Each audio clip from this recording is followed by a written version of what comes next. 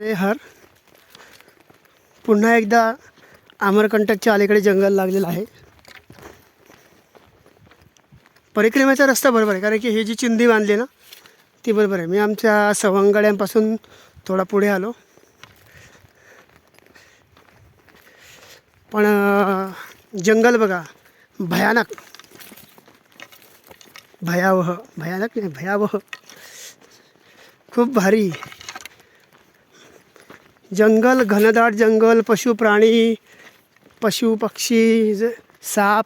हे बघा इथे दिले परिक्रमा मार्ग प्रणाम नर्मदा युवा संघ. म्हणजे आपला मार्ग बरोबर आहे, पण रस्ता विजनवास.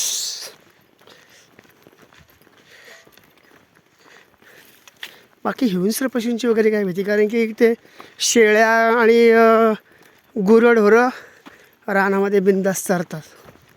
तसंही आणि बाकी चोर लुटेरूंचा काही संबंधच नाही. सर्व इकडे भाविक लोक आहेत. पूर्वी त्या खप्पर मालामध्ये ते हे आपले काय भिल्ल लोक लुटायचे, पलीकडचा दक्षिण तट, तेही बंद झालं. कारण की आता सुविधा आल्या, प्रत्येकाकडे मोबाईल आले, संपन्न झाली, लोक शेती करायला लागले.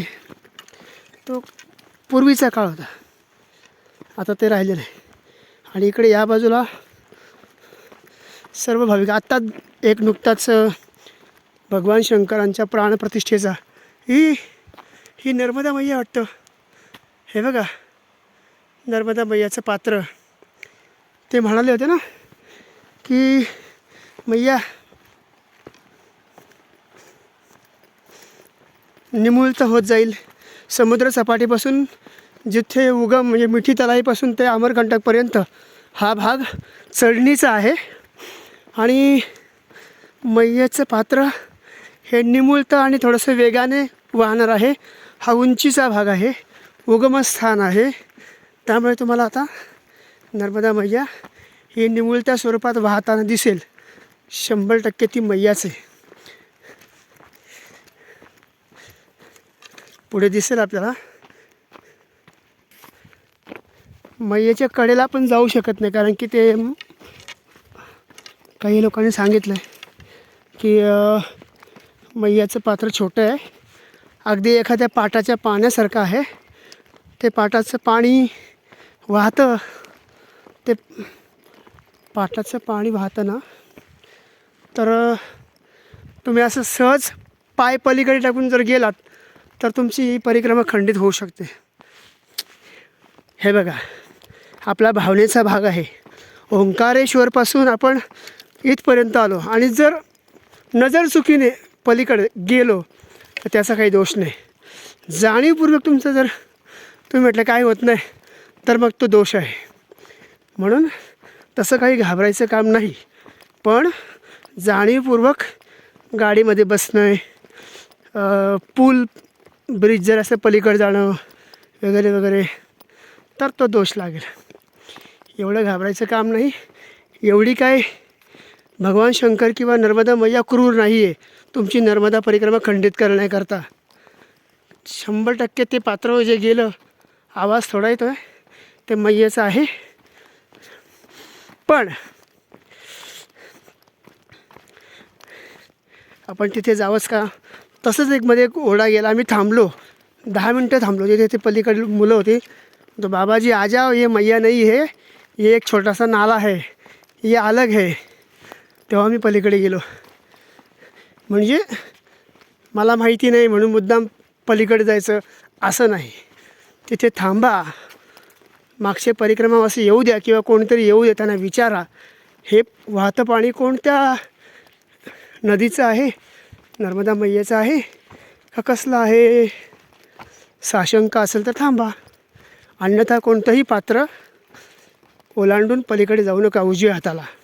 कारण की आता आपण या उत्तर तटीला आहोत, आणि पलीकडे दक्षिण तटाला जरी गेलो तरी नर्मदा मैया ही उजव्या हाताला येणार आहे. त्यातला एक छोटासा फरक आहे की उत्तर तटाला चालताना मैया ही आपल्या मागच्या बाजूने समुद्राकडे वाहते, आणि दक्षिण तट त्या बाजूला चालत असताना ही आपल्या समोर वाहते, समुद्राकडे वाहते. हा फरक आहे. दुसरी गोष्ट की शंका आहे, तुम्ही उत्तर देऊ शकता की नर्मदा मैयाचा जो उगमस्थान आहे तिथे अगदी एक पाटा एवढं पाणी येतं, पण ज्यावेळी सरदार सरोवर पुढे आहे त्या सरदार सरोवराचे ते जे डॅम मोठा आहे, धरण, त्या धरणातनं काही हे पाण्याचा जे साठा आहे तो कमीत कमी खूप मोठं पात्र तिथून वाहतं. हे कसं काय?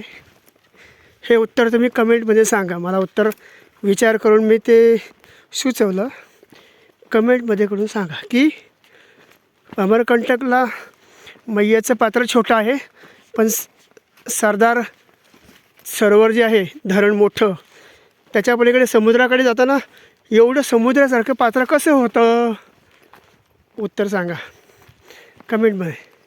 हे जंगल आहे, पुढे कपिलाधारा म्हणून क्षेत्र आहे. कपिलाधारा क्षेत्र आल्यानंतर तिथे कदाचित मैयाचं पात्र आपल्याला दिसेल.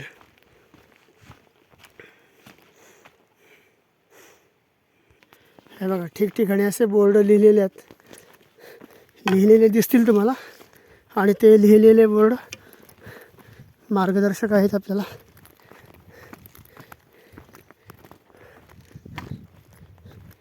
कपिलाधारा, हे बघा असं छोटं पात्र असेल, अगदी एवढंच. इथून पाणी वाहत नाही, जिथे पाणी वाहतं ती मैया आहे.